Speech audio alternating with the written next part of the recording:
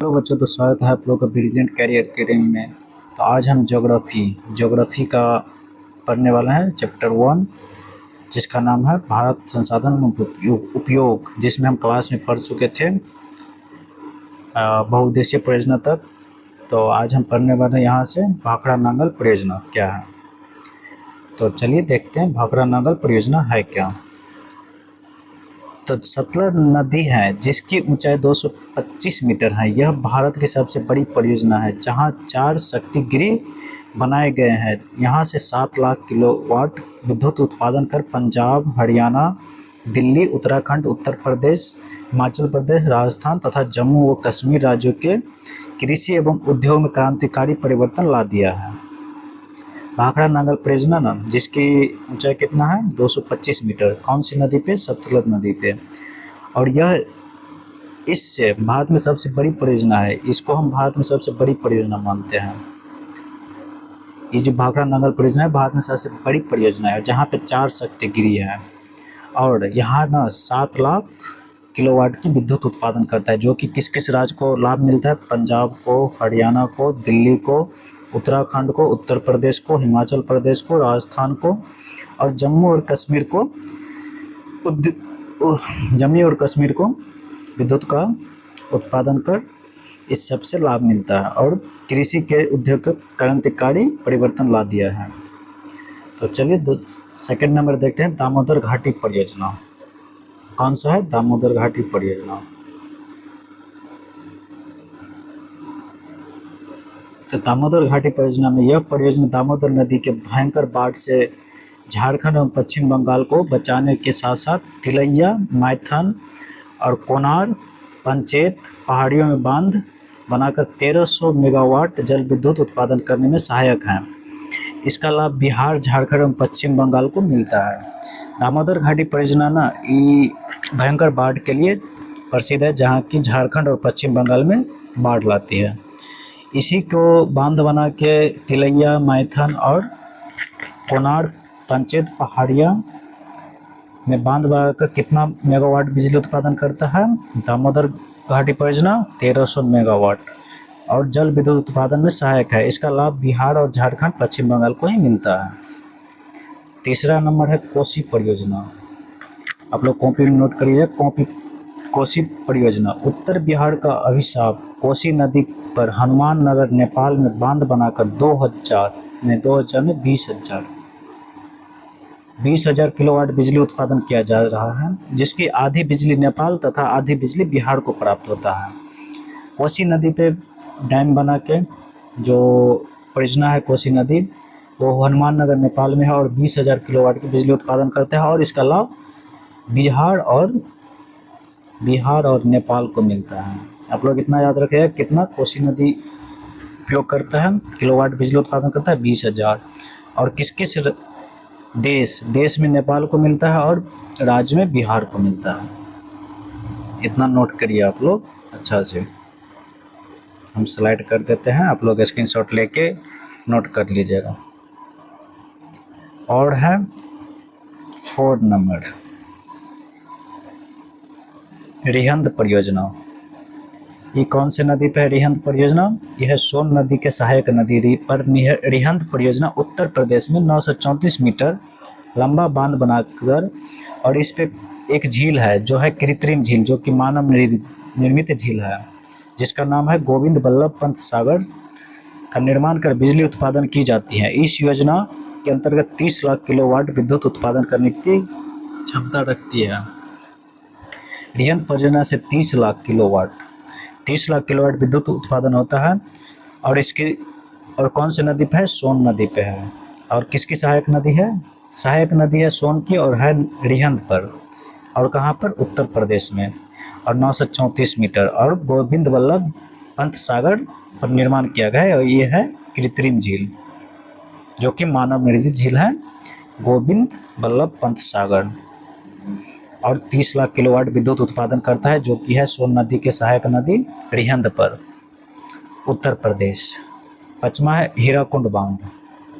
महानदी उड़ीसा में विश्व का सबसे लंबा बांध 4,801 मीटर बनाकर 2.7 लाख किलोवाट बिजली उत्पादन किया जाता है। उड़ीसा और उसके आसपास के क्षेत्रों, कृषि एवं उद्योग में इसका उपयोग किया जाता है हीराकुंड परियोजना पे, जो कि है उड़ीसा महानदी पर स्थित है, जिस पे कितना मीटर बांध बनाया गया है ऊंचा? 4801 मीटर। विश्व की सबसे लंबा बांध है हीराकुंड, जो 2.7 लाख किलोवाट बिजली उत्पादन किया है। और उड़ीसा का और उसके आसपास के क्षेत्र जो है ना, उसमें कृषि के लिए उत्पादन होता है, कृषि के लिए लाभदायक होता है। 6 नंबर है चंबल घाटी परियोजना, जो कि चंबल नदी पर राजस्थान में स्थित है। इस पे 3 बांध है, एक है गांधी सागर, राणा प्रताप सागर, कोटा में स्थापित कर 3 शक्ति गृहों की स्थापना 2 लाख किलोवाट बिजली की उत्पादन करता है। इससे राजस्थान और मध्य प्रदेश राज्य को लाभ प्राप्त होता है। ठीक, चंबल घाटी परियोजना कहाँ है? चंबल नदी पे है, राजस्थान में है। इस पे गांधी सागर बांध, राणा प्रताप सागर, कोटा, ये 3 बांध है और 2 लाख किलोवाट बिजली उत्पादन करता है। आगे देखते हैं हम लोग यहाँ से ऊर्जा संसाधन, हेडिंग दे लीजिएगा ऊर्जा संसाधन। सबसे पहले देखते हैं उपयोगी स्तर के आधार पर ऊर्जा संसाधन। उपयोगी स्तर के आधार पर ऊर्जा कितने प्रकार के होते हैं? पहला क्वेश्चन है उपयोगी स्तर के आधार पर, ये स्तर है, स्तर के आधार पर ऊर्जा कितने प्रकार के होते हैं? तो उपयोगी स्तर के आधार पर ऊर्जा को 2 भागों में बांटा गया है, एक है क्षय ऊर्जा, दूसरा है अक्षय ऊर्जा। तो क्षय ऊर्जा क्या है और अक्षय ऊर्जा क्या है? तो वैसा ऊर्जा जिसका एक बार उपयोग में लाने के बाद वह नष्ट हो जाता है, उसे ही क्षय ऊर्जा कहते हैं। ऐसा ऊर्जा है जिसको एक बार उपयोग में लाने के बाद वो नष्ट हो जाता है, उसे ऊर्जा कहते हैं या क्षय ऊर्जा कहते हैं। जैसे कि कोयला, खनिज, ये सब क्षय ऊर्जा है, जो एक बार उपयोग में लाएंगे वो खत्म हो जाएगा, नष्ट हो जाएगा। और अक्षय ऊर्जा है वैसा ऊर्जा जिसका उपयोग बार बार किया जा सकता है, उसे अक्षय ऊर्जा कहते हैं। जैसे कि विद्युत और हो गया सौर ऊर्जा, ये सब अक्षय ऊर्जा है जो कभी न समाप्त होगा, ये हमको दोबारा प्राप्त हो सकता है। आगे देखते हैं भारत प्रमुख परमाणु विद्युत गृह। भारत का प्रमुख परमाणु विद्युत गृह न्यूक्लियर हाउस। तो भारत का प्रमुख परमाणु विद्युत गृह कौन कौन सा है? जो 7 है, महत्वपूर्ण 7 विद्युत गृह है। सबसे पहला है तारापुर महाराष्ट्र में, जो कि 1955 में स्थापित कर भारत का पहला एवं एशिया का सबसे बड़ा परमाणु विद्युत गृह बना है। और दूसरा है राणा प्रताप सागर, जो राजस्थान कोटा में है, कलपक्कम तमिलनाडु में, नरोला उत्तर प्रदेश में, ककरापार गुजरात में, कायगा कर्नाटक, कोडनकुलम तमिलनाडु में है। ये सब परमाणु विद्युत गृह याद रखिएगा आप लोग, जो कि एग्जाम में पूछ देता है ऑब्जेक्टिव में। आगे देखते हैं ऊर्जा के गैर परंपरागत स्रोत। ऊर्जा के गैर परंपरागत स्रोत के बारे में देखते हैं। पवन ऊर्जा सबसे पहले देखेंगे। पवन ऊर्जा पवन चक्की की सहायता से उत्पन्न की जाती है। इसमें गतिज ऊर्जा के विद्युत ऊर्जा में बदला जाता है। गतिज ऊर्जा को पवन चक्की में कौन सा ऊर्जा रहता है? गतिज ऊर्जा। गतिज ऊर्जा को विद्युत ऊर्जा में बदला जाता है। यह है पवन चक्की। जब ये पंखा हवा के से नचता है तो इसमें विद्युत होता है और यहाँ से एक पावर हाउस में जाता है लाइन, जिसका उपयोग ग्रामीण क्षेत्रों में किया जाता है। भारत का अग्रणी राज्य राजस्थान है, गुजरात है, महाराष्ट्र है, कर्नाटक है, उड़ीसा है। इस सब क्षेत्र में पवन चक्की लगाया गया है। आगे देखते हैं गंगा सफाई योजना क्या है। गंगा सफाई योजना क्या है, इसके बारे में देखते हैं। तो भारत सरकार के द्वारा 1985 ईस्वी में गंगा को साफ करने का एक योजना बनाया गया था, जिसे गंगा सफाई योजना के नाम से भी जाना जाता है, जो कि नरेंद्र मोदी द्वारा 2014 ईस्वी के गंगा सफाई योजना का नाम नमामि गंगे कर दिया गया था। तो भारत सरकार के द्वारा ये चला गया था 1985 में गंगा को साफ करने के लिए, और जिसको 2014 में नरेंद्र मोदी ने इसको नमामि गंगे कर दिया गया है, इसका नाम बदलकर। आगे देखते हैं गंगा की सफाई की योजना का मुख्य उद्देश्य क्या था। गंगा के जल को प्रदूषण से मुक्त करना, नदी में गिरने वाले गंदे नालों को बंद करना, सीवरेज ट्रीटमेंट प्लांटों का निर्माण करना, लोगों में गंगा के स्वच्छ रखने की जागरूकता फैलाना, गंगा के किनारे की सफाई और सौंदर्य करना, ये सब इम्पोर्टेंट है।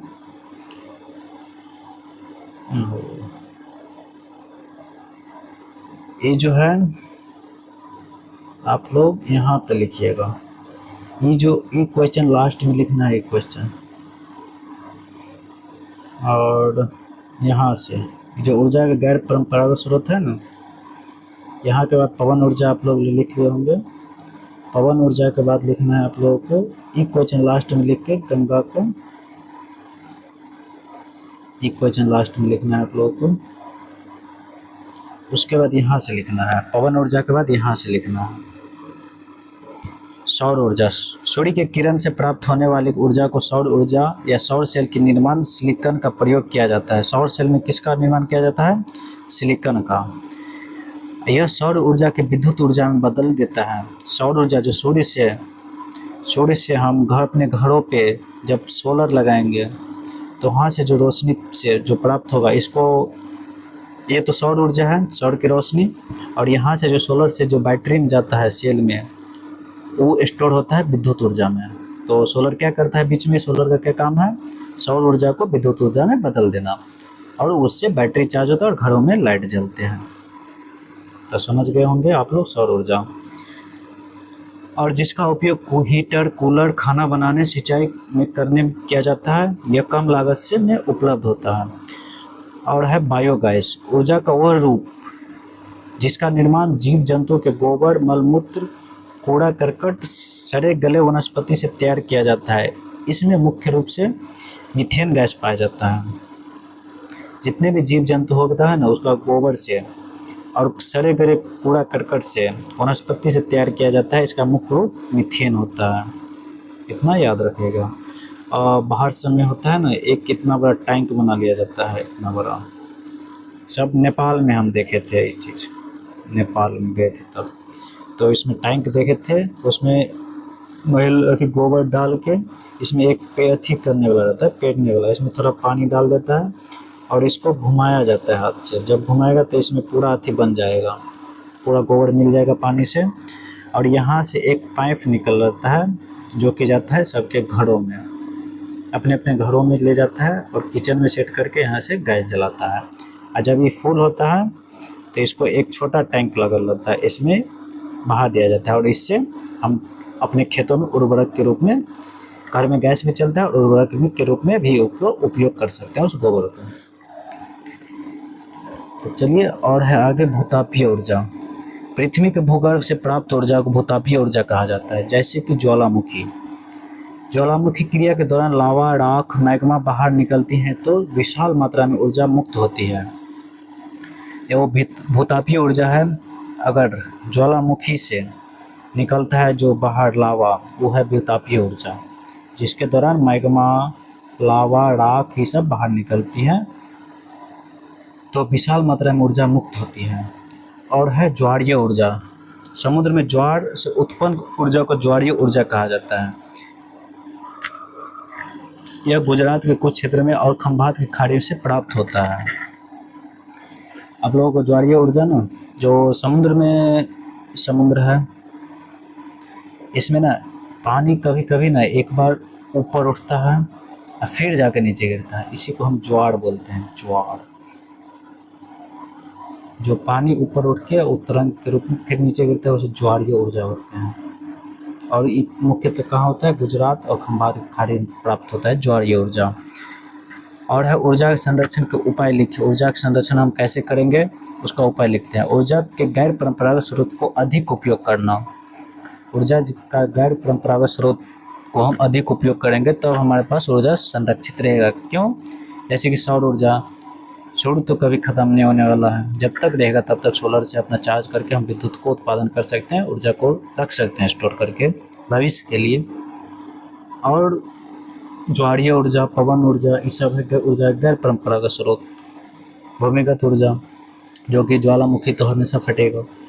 अनावश्यक उपयोग को रोकथाम करना, सार्वजनिक परिवहन का उपयोग करना, अनावश्यक उपयोग का रोकथाम करना। कभी कभी बिजली ऐसे ही छोड़ देता है, चलते हुए ऐसे ही होने लगता है, तो अनावश्यक यूज है, इसको कम करना है। और सार्वजनिक परिवहन का उपयोग करना। लोगों को क्या होता है, अगर थोड़ा ही दूर मार्केट जाना होता है तो झट से कार निकाल लेगा, बाइक निकाल लेगा, उससे क्या होता है हर एक चीज़ ख़त्म होता है। सार्वजनिक परिवहन का अगर उपयोग करेंगे तो उसमें कम होगा और ज़्यादा से ज़्यादा आदमी ट्रेवल भी करेगा। निजी वाहनों का उपयोग कम करें, लोगों को शिक्षित करें। आगे देखते हैं, अब है सागर सम्राट से आप क्या समझते हैं, सागर सम्राट होता क्या है, चलिए इसको देखते हैं। यह एक प्रकार का जलयान होता है जो मुंबई तट से 176 किलोमीटर की दूरी पर उत्तर पश्चिम दिशा में स्थित है। जो कि मुंबई तट से 176 किलोमीटर दूर उत्तर पश्चिम में स्थित है। यह जलयान पानी के भीतर कुओं को खोदकर तेल निकालने के कार्य करते हैं, जिसे सागर सम्राट कहा जाता है। यहाँ 80 करोड़ टन तेल का भंडार का अनुमान लगाया गया है।